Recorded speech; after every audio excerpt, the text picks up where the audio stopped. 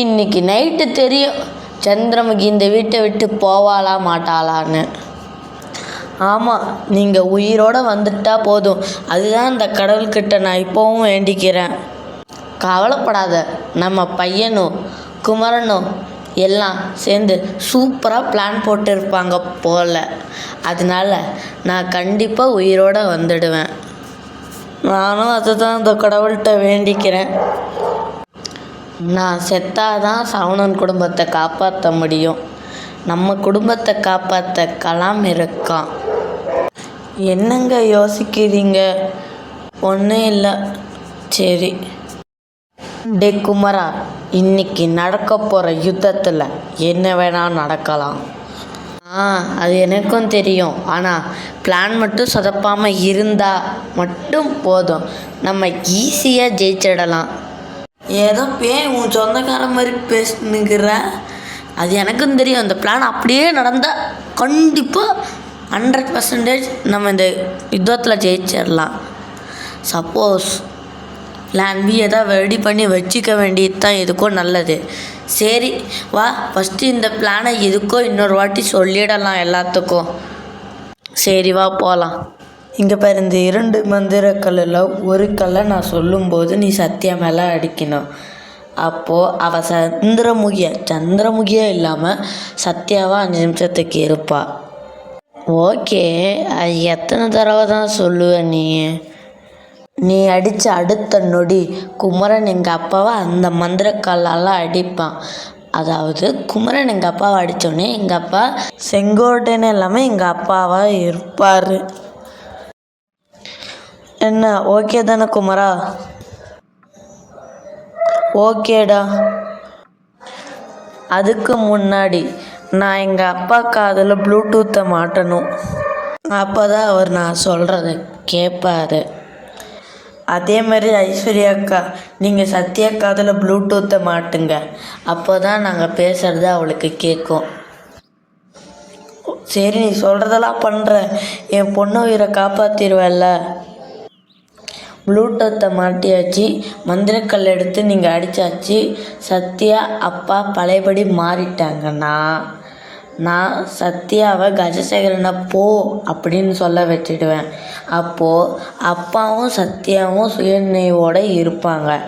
அப்போ நான் எங்கள் அப்பாவை சத்யா மறுபடியும் சந்திரமுகியாக மாறின உடனே என்ன மன்னிச்சிடுன்னு சொல்லுவேன். அப்போ சந்திரமுகி மன்னிச்சிடு போயிடுவா. பிரச்சனை சால்வ். சப்போஸ் சந்திரமுகி மன்னிக்கலைன்னா அது அப்போ பார்த்துக்கலாம். நல்லது நினைப்போம், நல்லது நடக்கும். கலாம் சொன்னது போல் பிளானை செயல்படுத்துகிறார். சத்யா காதில் ப்ளூடூத்தை மாட்டுகிறார். பாண்டியன் காதில் ப்ளூடூத்தை மாட்டுகிறார். சரண்யாவும் கலாமும் தனது 2 மந்திரக்கல்களை எடுத்துக்கொள்கின்றனர். பாண்டியன் செங்கோட்டையனாக மாறுகிறான். சரவணன் கஜசேகரனாக மாறுகிறான். சத்யா சந்திரமுகியாக மாறுகிறாள்.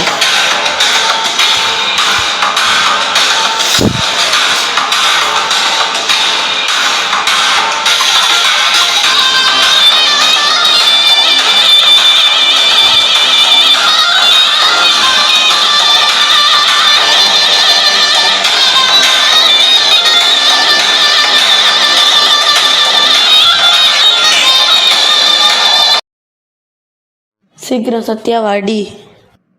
ஓகே. சரண்யா அந்த மந்திரக்கல்லை எடுத்து சத்யா மேல் அடிக்கிறாள். பாண்டியன் மேல் கல்லை எடுத்து அடிக்கிறான் கலாம். குமரா, சீக்கிரம் சத்யாவுக்கு ஃபோன் பண்ணுடா. ஓகேடா, அதுக்கு தான் ரிங் போயிட்டுருக்குது. குமரன் சத்யாவுக்கு ஃபோன் பண்ணுகிறான். டே குமார், நீ எங்கள் அப்பாவுக்கு ஃபோன் பண்ணு. ஓகே. குமார் பாண்டியனுக்கு ஃபோன் பண்ணுகிறான். 1 minute கோவிந்தா. டே பண்ணுங்கடா. ஓகேடா, ரிங் போயிட்டே இருக்குது. அவளே எடுத்துட்டா. சொல்லு குமாரா, என்ன விஷயம்? நீ போய் பாண்டியன் காலில் விழுந்து என்னை மன்னிச்சிடுன்னு சொல்லு. சரி. என்ன குமார், சொல்லு, என்ன விஷயம்? அண்ணா, நீங்கள் மன்னிச்சிட்டேன்னு சொல்லுங்க. சரி, யாரை மன்னிச்சிட்டேன்னு சொல்லணும்? 4 நிமிஷம். கோவிந்தா கோவிந்தா. சரவணன் பாண்டியனை அடிக்க வருகிறான். கஜசேகரா, நீ போ, நான் இவனை மன்னிச்சிடுறேன். என்ன நீ மறந்து போயிட்டீங்களா? இவனை நம்ம கொல்லணும். கஜசேகரா, இந்த அண்ணி மேலே உனக்கு மரியாதை இருந்தா இந்த இடத்த விட்டு போ. நான் சொன்னாதான் வரணும். சரி.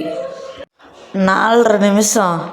கோவிந்தா, இங்கே பாரு, வயசில் பெரியவன் கூட பார்க்க மாட்டேன். சத்யா காலில் விழப்போகிறாள். சோலி முடிஞ்சு. என்ன 5 நிமிஷம் முடிஞ்சிடுச்சு. சத்யா மற்றும் பாண்டியன் இருவரும் சண்டை போட்டுக் கொள்கின்றனர்.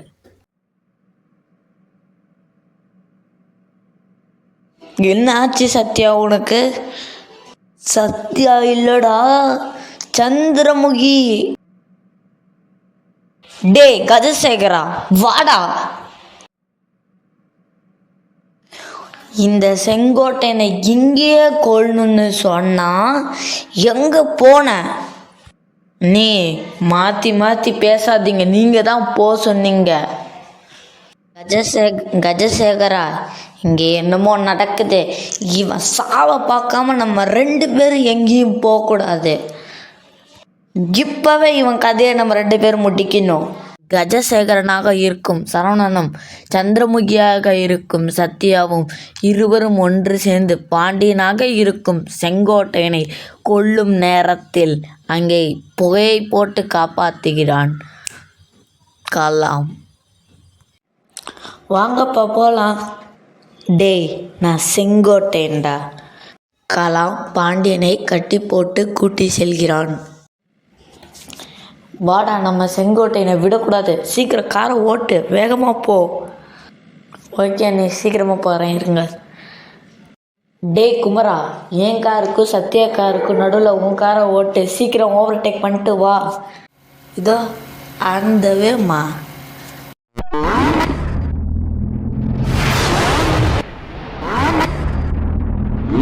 குமரன் வேகமாக காரை ஓவர்டேக் பண்ணிட்டு சத்யா காருக்கும் சரவணன் காருக்கும் நடுவில் குமரன் காரை ஓட்டுகிறான்.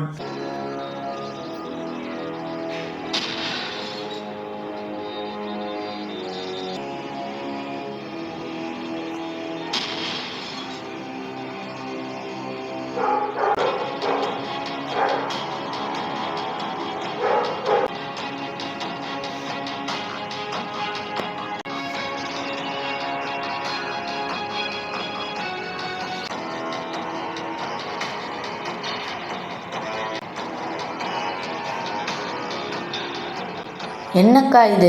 செங்கோட்டையன் செத்துட்டானா? அவனை நான் கொல்லணும்னு இருந்தேன். நம்ம கொண்டா என்ன, அந்த தெய்வம் இயற்கையாக கொண்டா என்ன, மொத்தத்தில் அவன் சாகணும். செத்துட்டான். சரி.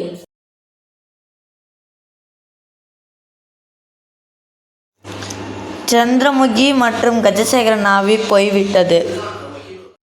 என்ன, எல்லா பிரச்சனையும் முடிஞ்சிடுச்சா? குமரன் நினச்சா முடிக்காமல் இருப்பானா? அதுவும் சரிதான். பாண்டியனுக்கு என்னாச்சு? செத்துட்டாரா? சீச்சி, எல்லாம் ஒரு ட்ராமா. இதை வச்சு தான் செங்கோட்டையன் செத்துட்டான்னு சொல்லி நம்ப வச்சு காப்பாற்றணும். எப்படி?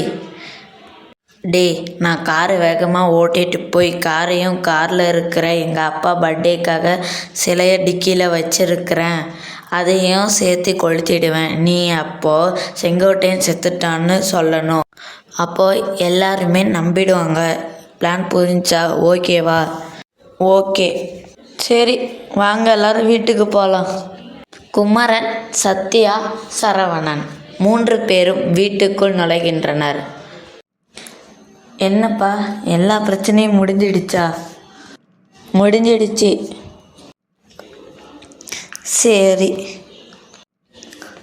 அம்மா, நானும் சத்யாவும் லவ் பண்ணுறோம். அம்மா, நானும் கலாமும் லவ் பண்ணுறோம். அம்மா, நானும் ரங்கநாயகியை லவ் பண்ணுறோம்.